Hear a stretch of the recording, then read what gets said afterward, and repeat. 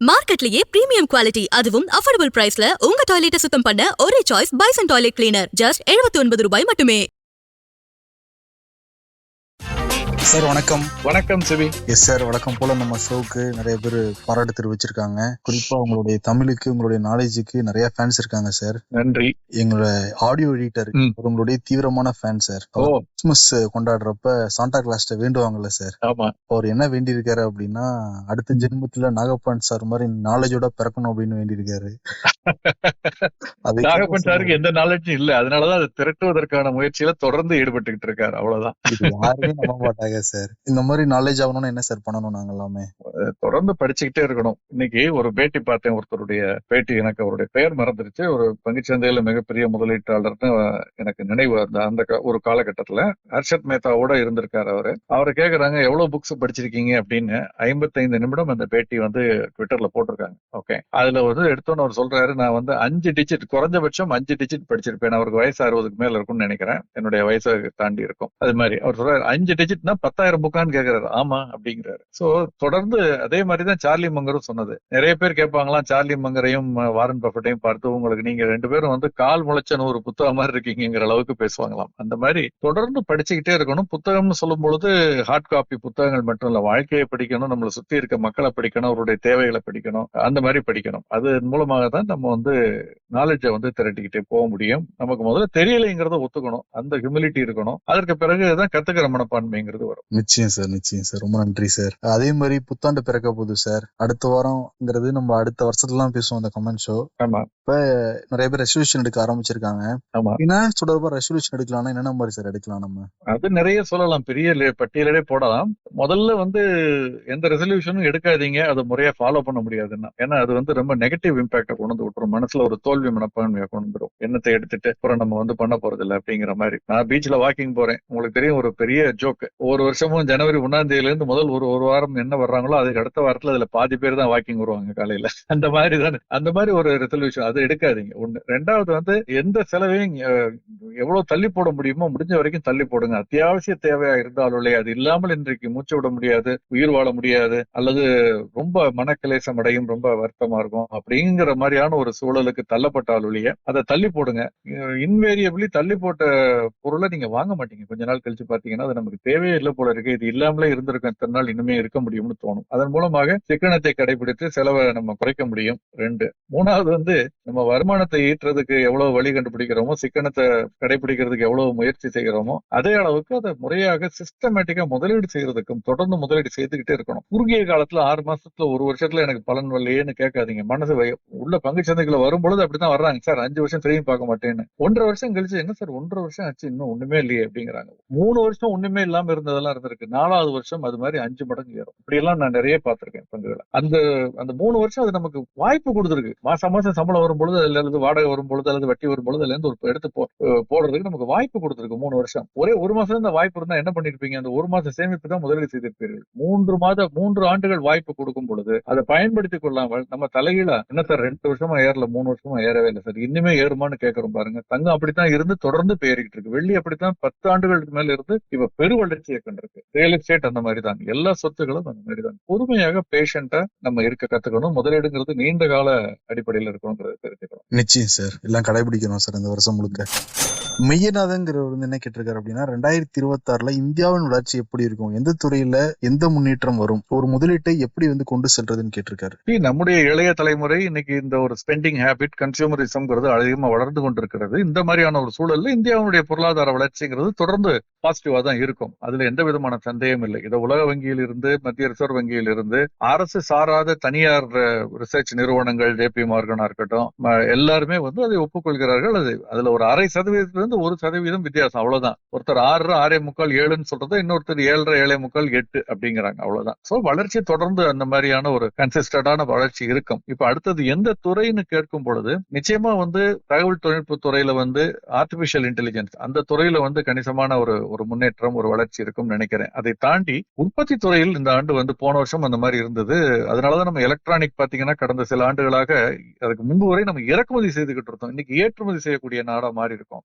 உற்பத்தி துறை consumer sector நுகர்வோர் அந்த கலாச்சாரம் அதிகரிச்சுக்கிட்டு இருக்கிறதுனால கன்சூமர் செக்டர் அது எல்லாமே வந்து நல்லா இருக்கும்னு நான் நினைக்கிறேன். ஒரே ஒரு விஷயம் என்னன்னா வந்து இந்த ஆர்டிபிஷியல் இன்டெலிஜென்ஸ்ல மட்டும் அதுல நம்ம பங்கு பெறுவதற்கான வாய்ப்புகள் மிக குறைவு. ஏன்னா அது துறை சார்ந்த பங்குகள் எல்லாமே வந்து ஸ்டார்ட் அப் நிறுவனங்களாகவோ அல்லது ஒரு பெரிய நிறுவனத்துடைய துணை நிறுவனமாகவோ அப்படியே உள்ள இருக்கிறதுனால அதுல பெரிய அளவில் நம்ம பங்கேற்க முடியாத ஒரு சூழல்ங்கிறது இருக்கு. அவர்கள் பின்னால வந்து பொதுவெளிக்கு பப்ளிக் இஷ்யூ வரும் பொழுதுதான் நம்ம அதுல பங்கேற்க முடியும். இல்லைன்னா ப்ராக்சி ரைடுன்னு சொல்லுவோம். அது சார்ந்து இருக்கக்கூடிய மற்ற நிறுவனங்களுடைய பங்குகளில் முதலீடு செய்வது. அப்படி பார்க்கும் பொழுது இது நல்லா இருக்கும்னு நான் நினைக்கிறேன். இந்த மூன்றுமே ஓரளவு நல்லா இருக்கும். நிதித்துறை சார்ந்த வங்கித்துறை பெரிய அளவுல வெளிநாட்டு முதலீடுகள் வர ஆரம்பிச்சிருக்கு. அந்த துறையும் நல்லா இருக்கும்னு நான் நினைக்கிறேன். இப்போ ஏஐ பத்தி சொல்றப்ப சார், அப்ப ஐடி செக்டரை ஃபோக்கஸ் பண்ணலாமா?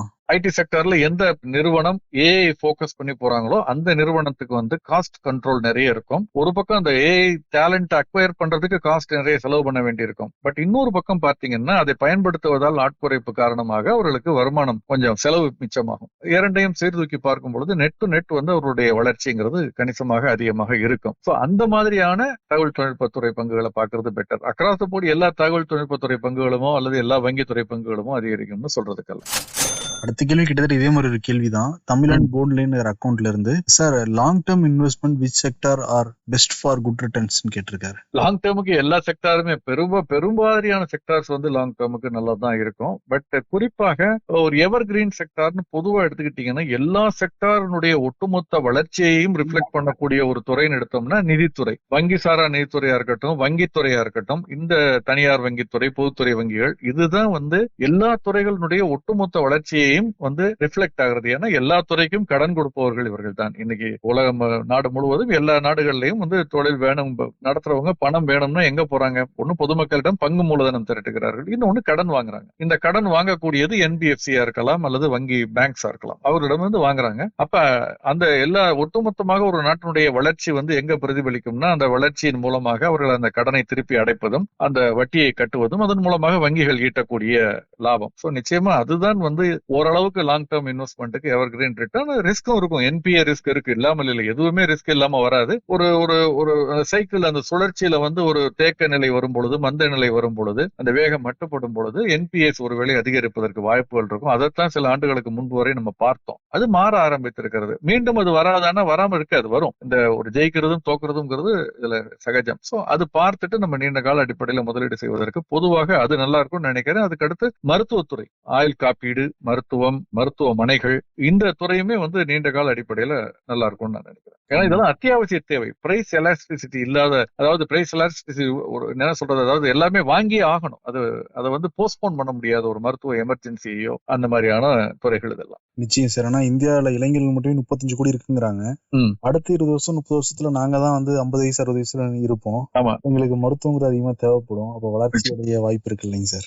நிச்சயமா அந்த ஒரு மருத்துவ காப்பீடும் சரி, மருத்துவத்துறை, மருத்துவமனைகள், இது எல்லாமே வந்து பெரிய அளவுல வளர்ச்சி அடைவதற்கான வாய்ப்புகள் இருப்பதனாலதான் வெளிநாட்டு முதலீட்டாளர்கள் பெரிய அளவுல வந்து இந்த துறைகளில் முதலீடு செய்ய ஆரம்பித்திருப்பதையும் நம்ம பார்க்கிறோம். லாங் டேர்ம் அடிப்படையில, ஷார்ட் டேர்ம் இல்லாம. அந்த இன்சூரன்ஸ் பத்தி பேசுறதுனால ஒரு கேள்வி சார். அசோக்குங்கிற நேயர் வந்து I never trust any insurance agents, all bucks better buy online போட்டிருக்காரு.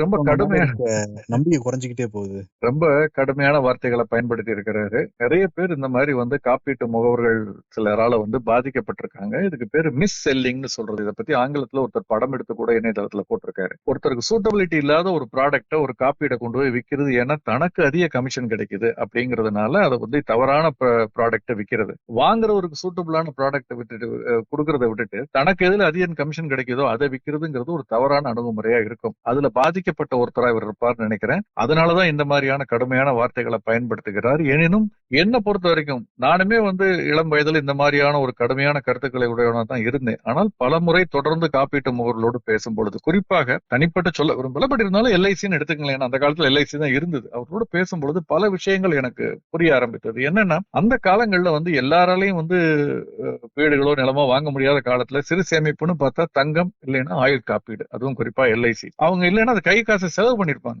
எப்படி இந்த சிட் ஃபண்டும் சரி, இதெல்லாம் ஒரு முறையான முதலீடான்னு இன்னைக்கு நம்ம கேள்வி கேட்கலாம். சிட் ஃபண்ட்ல போட வேண்டாம், எஸ்ஐபியில போடுங்க. ஆனால் அன்றைய தேதியில் 20 ஆண்டுகள் 30 ஆண்டுகள் 40 ஆண்டுகளுக்கு முன்பு ஒரு எளிமையான முதலீடாக எல்லோருக்கும் தேவையான ஒரு இதா இருந்தது காப்பீடும். அது காப்பீட முதலீடா பார்க்க கூடாதுன்னு நான் திரும்ப திரும்ப சொன்னால் கூட அன்றைய சூழல்ல அது எடுக்கலைன்னா அந்த காப்பீடோடு அவர்களுக்கு இருந்திருக்காது. அது ஒரு முதலீடாகவும் கருதுனதுனாலதான் நிறைய பேர் அந்த காப்பீடு எடுத்திருக்காங்க. அந்த வகையில காப்பீடை பல இடங்களுக்கு கொண்டு சென்ற பெருமைங்கிறது அந்த ஆயுட்காப்பீடும் அவர்களுக்கும் குறிப்பா எல்ஐசி அவர்களுக்கும் சேரும். அதை நம்ம மறுப்பதற்கில்லை. பின்னால என்ன ஆச்சுன்னா அது மார்க்கெட்டிங் இன்சென்டிவைஸ்டு ஆகும் பொழுது, குறிப்பாக 2000க்கு பிறகு இந்த unit linked insurance plan launch ஆன பிறகு, அதிக இன்சென்டிவ் தனியார் நிறுவனங்கள் வந்த பிறகு, இந்த ஏஜென்ட்களுக்கு அதிக கமிஷன் கொடுக்கறது, இன்சென்டிவைஸ் பண்றது, ஃபாரின் ட்ரிப் கொடுக்கறதெல்லாம் ஒரு காலத்துல இருந்தது. அந்த மாதிரிலாம் வந்த பிறகு அவர்களுக்கு சூட்டபிளான ப்ராடக்டை மார்க்கெட் பண்ண ஆரம்பிச்சிட்டாங்க. அதுல நிறைய பேரை மாட்டி விட்டு நம்ம பல விஷயங்களை இப்போ ஆன்லைன் அரெஸ்ட் ஸ்கேம்னு சொல்றோம். இது ஸ்கேம்னு சொல்ல முடியாத ஒரு சூழல். ஏன்னா சட்டத்திட்டங்களுக்கு உட்பட்டு இதெல்லாம் நடந்ததுனால. ஆனால் தனிப்பட்ட முறையில மாறல் என்று எத்திக்கலி கேட்டா இதுவும் ஒரு ஸ்கேம் தான். என்ன சட்டத்திட்டங்களுக்கு உட்பட்டு இருக்கிறதுனால நடவடிக்கை எடுக்க முடியாம போயிடுச்சு. மிஸ் செல்லிங், ஒரு தவறான ப்ராடக்ட்டை சூட்டபிள் இல்லாத ஆளுக்கு கொடுக்கறது.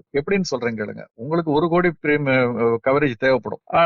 1 கோடிக்குன்னா நீங்க லட்சக்கணக்கில் பிரீமியம் கட்டணும் சார். முடியாது. அதனால நீங்க 10 லட்சத்துக்கு எடுங்க, குறைஞ்ச பிரீமியம்னு சொல்லி உங்க தலையில ஒண்ணு கட்டுவாங்க. ஆக்சுவலா நீங்க அதே பிரீமியத்தை கட்டி 1 கோடி ரூபாய்க்கு எடுக்க முடியும். டேர்ம் இன்சூரன்ஸ் எடுத்தீங்கன்னா அது சொன்னீங்கன்னா, சார் டேர்ம் இன்சூரன்ஸ்ல உங்களுக்கு எதுவுமே வராது சார். நான் திரும்ப சொல்லியிருக்கேன், ஏன் வரணும்? காப்பீட்டு மூலமா ஏதாவது வரணும்னு நினைக்கிற ஒரே வித்தியாசமான சொசைட்டி இந்தியாவா தான் இருக்கும்னு நினைக்கிறேன். வெளிநாடுகள்ல எல்லாம் காப்பீடு எடுத்துட்டு எனக்கு எதுவும் வரக்கூடாது, என் குடும்பத்துக்குன்னு எனக்கு அது வரக்கூடாது, என் குடும்பத்துக்கு வரக்கூடாதுன்னு வேண்டிக்குவாங்க. நம்ம ஊர்ல தான் காப்பீட்டுல என்ன கிடைக்கும்னு கேட்பாங்க. காப்பீட்டுல எனக்கு என்ன சார் கிடைக்கும்? நான் செத்து போனா தான் கிடைக்கும். சாரி, ரொம்ப கடுமையான வார்த்தையா இருக்கலாம். எனக்கு ஏதாவது கெடுதல் நடந்தாதான், என்னுடைய ஹெல்த்துக்கு ஏதாவது நடந்தாதான் எனக்கு கிடைக்கும். அப்படி எனக்கு வர வேண்டாம்னு நினைக்கணும். நான் 30 வருஷத்துக்கு மேல நான் ஹெல்த் இன்சூரன்ஸ் எடுத்துக்கிட்டு இருக்கேன். இன்னைக்கு வரைக்கும் பயன்படுத்தினது கிடையாது. 1990களின் துவக்கத்துல இருந்து நான் கட்டிக்கிட்டு இருக்கேன். இன்னைக்கு வரைக்கும் பயன்படுத்தினது இல்ல. இத்தனை ஆண்டுகள் கட்டினது பல லட்சங்கள் ஆகும். நான் நினைக்கலாம் இதெல்லாம் வீணானா, இல்ல, இது யாரோ ஒருத்தருக்கு உண்மையிலேயே இந்த பயன்பாடு தேவையான ஒரு குடும்பத்திற்கு இந்த பணம் போய் சேர்ந்துருது இருக்கு மூலமாக. எனக்கு கிடைக்காத வரைக்கும் எனக்கு சந்தோஷம். அவர்களுக்கும் கிடைக்காம இருக்கணுங்கிறது என்னுடைய எண்ணம். பட் வேற வழி இல்லாமல் அவர்கள் இந்த சூழலுக்கு தள்ளப்படும் பொழுது அவர்களுக்காவது கிடைச்சிருக்கு. அது அப்படித்தான் நம்ம இதை நினைக்கணுமே தவிர, இதை ஒரு செலவுன்னு நினைக்கிறது இதை ஒரு முதலீடாக பார்ப்பதும் தவறு. அதனால இந்த மிஸ் செல்லிங்கிறது நடந்ததுனால அவர் இந்த கடுப்பா ஒரு கோபமா கேட்டிருக்காரு. பட் அதற்காக அவருடைய பங்களிப்பை நாம் நிராகரிக்க முடியாதுன்னு நான் நினைக்கிறேன். சார், இப்போ இன்சூரன்ஸ் ஏஜென்ட் நம்மள அப்ரோச் பண்றாரு அப்படின்னா அடிப்படையில நம்ம என்னென்ன கொஸ்டின் சார் ஃபர்ஸ்ட் கேட்கணும்? ஃபர்ஸ்ட் கேட்கக்கூடாத கேள்வி என்னன்னா, என்னுடைய முதல் இன்சூரன்ஸ் பிரீமியத்தை நீ கட்டுவியான்னு கேட்கக்கூடாது. இன்னைக்கு நிறைய பேர் பண்ணக்கூடிய தப்பு அதுதான். அவர் வகுத்துல அடிக்கிறது. அவருக்கு வருமானமே அந்த இன்சூரன்ஸ் கமிஷன். அந்த கமிஷனை குவார்டர் எனக்கு கட்டுறியான்னு கேட்கறது எப்படி நியாயமா இருக்கும்? அப்படி கேட்டா ஒரு தவறான பாலிசி தான் உங்க தலையில கட்டுவாரு. முதல்ல அதை கேட்காதீங்க. ரெண்டாவது, நமக்கு என்ன காப்பீடு தேவையோ அந்த காப்பீடு அளவுக்கு எனக்கு நீங்க கொடுங்க. நான் பொதுவாக பொதுத்துறை காப்பீட்டு நிறுவனங்களை கொஞ்சம் அதிகமா, ஐ மே பி பயஸ்ட், பட் அதற்காக தனியார் நிறுவனங்கள் ஒன்றும் தவறுன்னு சொல்லலை. ஏன்னா எல்லாமே ஐஆர்டிஏயால ரெகுலேட் பண்ணக்கூடியது. இன்னொன்னு சொல்லிடுறேன், பொதுத்துறை நிறுவனங்களுடைய காப்பீட்டு பிரீமியம் பொதுவாக அதிகமா இருப்பதாகவும் ஒரு குற்றச்சாட்டு இருக்கு. தனியார் துறையில கொஞ்சம் குறைவா கொடுக்குறாங்கன்னு. அதற்கு காரணம் கிளைம் செட்டில்மெண்ட் பெட்டரா இருக்குன்னு சொல்றாங்க. இதெல்லாம் புள்ளி விவரங்களை பார்த்து தான் நம்ம ஒரு முடிவுக்கு வரணும். பட் பொதுவாக நமக்கு அடிக்வேட்டா இன்சூர்டா இருக்கணும். நமக்கு ஒரு காலகட்டத்துல டேர்ம் இன்சூரன்ஸோ நம்ம ஆயுள் காப்பீடு தேவையில்லாத அளவுக்கு நம்ம நிதி சுதந்திரம் பெறணுங்கிறதா நம்முடைய இலக்கு. நிறைய பேர் 80 வயசுல பல கோடிகள் வச்சுக்கிட்டு காப்பீடு எடுத்துக்கிட்டு இருக்காங்க. எதுக்குன்னு தெரியல. உங்களுடைய நிதி சுதந்திரத்தை அடைந்த பிறகு உங்களுக்கு காப்பீடு தேவையில்லை. மேபி மருத்துவ காப்பீடு மட்டும் வச்சுக்கலாம். ஆயுள் காப்பீடு தேவையில்லை. அதை புரிஞ்சுக்கணும் சார். இந்த டேர்ம் இன்சூரன்ஸ் சில பேருக்கு தேவையில்லைன்னு சொல்றீங்கல்ல சார். நம்ம ஒரு மாசம் இப்போ ஒரு சம்பளம் வாங்கிட்டு இருக்கோம் அப்படின்னா எப்படி சார் அதை கால்குலேட் பண்றது? அப்ப டேர்ம் இன்சூரன்ஸ் ஒரு வேணுமா வேணாமா அப்படிங்கிறது? உங்களுடைய ஆண்டு தேவை எவ்வளவுன்னு பார்க்கணும். மொத்த செலவு எவ்வளவுன்னு பார்க்கணும். நான் பல முறை சொல்லியிருக்கேன், உங்களுக்கு ஒரு 50,000 ரூபாய் மாத தேவைன்னா வருஷத்துக்கு 6 லட்சம் ரூபாய் தேவை உங்களுடைய குடும்பத்தை நடத்துவதற்கு. இந்த வருமானம் நான் இப்ப இல்ல, என்னுடைய குடும்பத்திற்கு இந்த 6 லட்சம் வேணும் அப்படின்னா அதற்கு தேவையான மூலதனம் எவ்வளவு அப்படின்னு கணக்கு பண்ணணும். மாசம் 50,000 ரூபாய் செலவுனா வருஷத்துக்கு 6 லட்சம். இந்த 6 லட்சத்தை நான் இல்லாதப்ப ஈட்டி கொடுக்கக்கூடிய மூலதனம் எவ்வளவு அப்படின்னு பாத்தீங்கன்னா ஒரு 5% தான் வருமானம் வரும்னா 1,20,20,00,000 வேணும். 1,20,20,00,000 வங்கியில போட்டோம்னா அதன் மூலமாக ஆண்டுக்கு 5% கணக்குல, ஏன்னா 5 தான் கன்சர்வேட்டிவா எடுத்துக்கிறேன். எப்போதுமே 7% எல்லாம் இருக்காது, குறையும். போக கால ஓட்டத்துல வட்டி விகிதம் குறையும். அப்ப நான் ஒரு 5% எடுத்துக்கும் பொழுது 6 லட்சம் ரூபாய் வரும். இந்த 6 லட்சத்தை ஒரு குடும்பம் நடத்தலாம். அப்ப எனக்கு தேவையான காப்பீடு எவ்வளவுன்னா, நான் இல்லாத பொழுது என்னுடைய வருமானத்தை சமன் செய்யக்கூடிய அளவுக்கு வருமானம் வரக்கூடிய மூலதனம் எவ்வளவுன்னா 1,20,20,00,000. அப்ப என்னுடைய காப்பீடுங்கிறது 1,20,20,00,000 இருக்கணும். அதை டேர்ம் இன்சூரன்ஸ்ல எடுக்கும் பொழுது பிரீமியம் மிக குறைவாக இருக்கும். வயதை பொறுத்து மாறுபடும்னாலும் ஒரு 30 வயது கீழே இருக்கவங்களுக்கு எல்லாம் ஒரு உதாரணமா சொல்லுவாங்க, ஒரு நாளைக்கு நீங்க காஃபி சாப்பிட்ற செலவாகும் அப்படிம்பாங்க. அப்கோர்ஸ் எந்த ஹோட்டல்ல காஃபி சாப்பிட்றோங்கிறது முக்கியம், ஸ்டார்பக்ஸா, சங்கீதாவா, சரவண பவனாங்கிறது இருக்கிறதுனா கஃபேன்னு அதை பொறுத்து இருக்கு. பட் ஒரு உதாரணத்துக்கு சொல்லக்கூடியது அந்த மாதிரி ஒரு 15,000 ரூபாயில 20,000 ரூபாய்க்குள்ள ஒரு ஆண்டுக்கு ஒரு மாசம் 1000 ரூபாயில நீங்க 1 கோடி ரூபாய்க்கு எடுக்க முடியும்னு சொல்லுவாங்க கணக்கு. பட் நானே பார்த்திருக்கேன், ஒரு 1500 இருந்து 2000 ரூபாய்க்குள்ள நீங்க 1 கோடி ரூபாய்க்கு எடுக்க முடியும் இளம் வயதினராக இருந்தால். அதற்கு மேல போகும்பொழுது கொஞ்சம் கூட எடுக்க வேண்டி வரும். வயசு ஆக ஆக நீங்க அந்த 1,4 கோடி ரூபாய் அல்லது 1,5 கோடி ரூபாயோ மூலதனமாக திரட்டி உங்க வங்கி கணக்குல போட்டுட்டீங்க ஒரு 40 வயசுலன்னா, அதற்கு பிறகு உங்களுக்கு அந்த காப்பீடு தேவையில்லை. ஒருவேளை உங்களுக்கு செலவு அதிகரிச்சு 50,000 1 லட்சம் ஆயிருந்தா 2,50,000 கோடி வேண்டி இருக்கலாம், அவ்வளவுதான். 1 கோடியே 20 லட்சம்ங்கிறது 2 கோடியே 40 லட்சமா மாறும். இந்த 50,000 செலவு 1 லட்சமா மாறும் பொழுது. இல்லைன்னா உங்களுக்கு காப்பீடு தேவையில்லை. அப்படித்தான் நான் சொல்றேன். சரி, இப்ப இந்த டேர்ம் இன்சூரன்ஸ்லயும் கூட இப்ப நம்ம இல்லாதப்ப நம்ம குடும்பத்துக்கு அந்த பணம் போகணும் நம்ம எடுக்கிறோம். அதுல கூட சில நிறுவனங்கள் வந்து பிரச்சனை பண்றதா, தர முடியாதா அப்படிலாம் சொல்றாங்க. அந்த அளவுக்கு சார் உண்மை இது?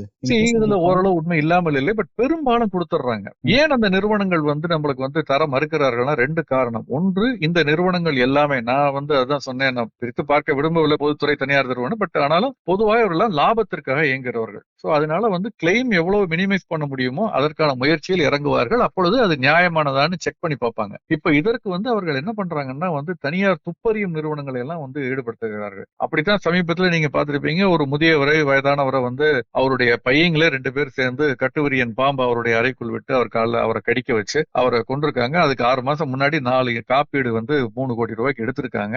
அவங்க வந்து தனியார் துப்பறியும் நிறுவனத்தை வச்சு விசாரித்த பொழுது இந்த உண்மை வெளியே வந்தது. அவர்கள் பாம்பு பிடிக்க போனாங்க, அப்புறம் அதுக்கு பணம் கொடுத்தாங்க, யாரு என்னன்னு ஒரு 6-7 பேர் அவங்க அரெஸ்ட் பண்ணிருக்கிறதெல்லாம் நம்ம பார்த்தோம். சோ இந்த மாதிரி தவறாக பயன்படுத்துறதுக்கு ஒரு கார்ட்டலே இருக்கு. ஒரு சில தவறான வக்கீல்களை போட்டு, எல்லாரும் அப்படி இல்ல, ஒரு சில பேரை கைக்குள்ள போட்டுக்கிட்டு இந்த லீகல் சிஸ்டத்தை கையில் எடுத்துக்கிட்டு இந்த மாதிரியான இது திட்டமிட்டு கிளைம் பண்றது இருக்கிறதுனால அந்த நிறுவனங்களும் கொஞ்சம் கவனமா இருக்க வேண்டியிருக்கு. ஆனால் சில நேரங்கள்ல நிறுவனங்களுமே வந்து லாப நோக்கத்தோடு இதை எவ்வளவு மறுதளிக்க முடியும்னு முயற்சி நடந்திருக்கு. அப்ப IRDA இருக்கு, ஆம்புட்ஸ்மன் இருக்கு, நம்ம கம்ப்ளைண்ட் பண்ணணும், அதற்கான முயற்சிகளில் நம்ம எடுக்கணும். இது வந்து ஒரு சுழற்சி முறையில எல்லா தொழிலிலும் நேர்மை நாணயம்ங்கிறது வந்து அந்தந்த இதுக்கு தகுந்த மாதிரி இருக்குங்கிறது நம்ம கவனிச்சுட்டு தானே வர்றோம். இது இந்த ஒரு துறையை மட்டும் நம்ம ஐசோலேட் பண்ணி சொல்ல முடியாது. சார், இந்த மெடிக்கல் இன்சூரன்ஸ் பத்தி சொல்றப்ப இப்ப டேர்ம் இன்சூரன்ஸுக்கு சொன்னீங்க சார் எவ்வளவு எடுக்கணும் மாசம்ல இருந்தா அப்படின்ட்டு. ஆமா, மெடிக்கல் இன்சூரன்ஸ் எப்படி சார் கால்குலேட் பண்றது? இப்ப எங்க பேரண்ட்ஸ்க்கா இருக்கலாம், இல்ல எனக்கா இருக்கலாம். Very difficult to say this. ஏன்னா நம்ம குடும்பத்துல ஹிஸ்டரி எப்படி இருக்குன்னு பார்க்கணும். நம்முடைய அப்பா, அம்மா, தாத்தா, பாட்டி எல்லாரும் சிறு வயதிலேயே அவர்களுக்கு நிறைய ஹார்ட் ப்ராப்ளம் வந்ததா, வேற பிரச்சனைகள், சுகர் இருக்கா, பிரஷர் இருக்கா, வேற பிரச்சனைகள் வந்ததா, அதனோட வேற ஏதாவது பிரச்சனை வந்ததான்னு பார்த்துட்டு அந்த மாதிரி இருந்தால் நம்ம சின்ன வயசுல இருந்தே நம்ம கொஞ்சம் அதிகமா காப்பீடு எடுக்கிறது நல்லது. அப்படி இல்லை, எங்க தாத்தா, பாட்டி, எங்க அப்பா, அம்மா எல்லாருமே 95-96 வயசு வரைக்கும் நின்று ஒரு பிரச்சனை இல்லாம போனாங்கன்னா அப்ப நம்ம ஒரு பேருக்கு ஒரு சின்ன காப்பீடை சின்ன வயசுல எடுத்து வச்சுக்கிட்டு ஒரு 40 வயதை தாண்டும் பொழுது மெல்ல மெல்ல மெல்ல ஒவ்வொரு வருஷமும் அதை ஸ்டெப் அப்பா இன்க்ரீஸ் பண்ணிக்கிட்டு போறது நல்லது. இப்படிதான் நம்ம கவனத்துல பார்த்தோம். நம்ம ஃபேமிலி ஹிஸ்டரியை பார்க்கணும், நம்முடைய லைஃப் ஸ்டைலையும் பார்க்கணும். நம்முடைய லைஃப் ஸ்டைல் ரொம்ப மோசமான என்ன, அவங்க 96 வயசு நல்ல சாப்பாடு சாப்பிட்டு நல்ல உழைப்போட இருந்தாங்க, நம்ம ஏர் கண்டிஷன் ரூம்ல உட்கார்ந்துட்டு இருந்துட்டு சாப்பாடெல்லாம் ஹை ஃபேட் ஹை கொலஸ்ட்ரால் சாப்பாடை சாப்பிட்டுக்கிட்டு கெட்ட பழக்கங்களோட இருந்தோம்னா நமக்கு வந்து 40 வயசுல எல்லாம் வர ஆரம்பிச்சிடும். அதையும் பார்த்து நம்ம அந்த இதை நம்ம காப்பீடு எடுக்கணும், நிர்ணயம் பண்ணணும். ஒரு நல்ல ஆலோசகரை இதுல வந்து கலந்துக்கிறதுல தப்பே கிடையாது. காப்பீடு சம்பந்தமா மட்டும் இல்ல, செபி ரிஜிஸ்டர்ட் இன்வெஸ்ட்மெண்ட் அட்வைசர்ஸ் இந்த ஆலோசனைகளும் உங்களுக்கு கொடுப்பார்கள். உங்களுக்கு சூட்டபிளான காப்பீடு இதுன்னு சொல்லுவாங்க. அதுக்கு ஒரு நீங்க கட்டணம் செலுத்தினவர்களுக்கு காப்பீடு அவங்க விற்க மாட்டாங்க உங்கள்கிட்ட. அவங்க வந்து உங்களுடைய தேவைகளை அலசி ஆராய்ந்து உங்களுக்கு இந்த மாதிரி காப்பீடுகள் வேணும், இவ்வளவு தொகைக்கு வேணும் அப்படின்னு உங்களுக்கு ஆலோசனை கூறுவார்கள். அதை வாங்கிட்டு நீங்க போய் எங்க எடுக்கணுமோ நீங்க காப்பீடு தனியா எடுத்துக்கலாம். இந்த ஆலோசனைக்கு தனி கட்டணம், நீங்க காப்பீடு முகவட்ட தனியா எடுத்துக்கணும். சார், ரொம்ப நன்றி சார். ஆக்சுவலி இந்த ஷோ நிறைய பேருக்கு பயனுள்ளதா இருக்கும்னு நான் நம்புறேன். கேள்விகள் இருக்கு, நேர்கள் வந்து நிச்சயம் அடுத்தடுத்த வாரத்துல உங்களோட கேள்விகளுக்கு சார் பதில் சொல்லுவாரு. சார், ரொம்ப நன்றி சார். நன்றி நன்றி.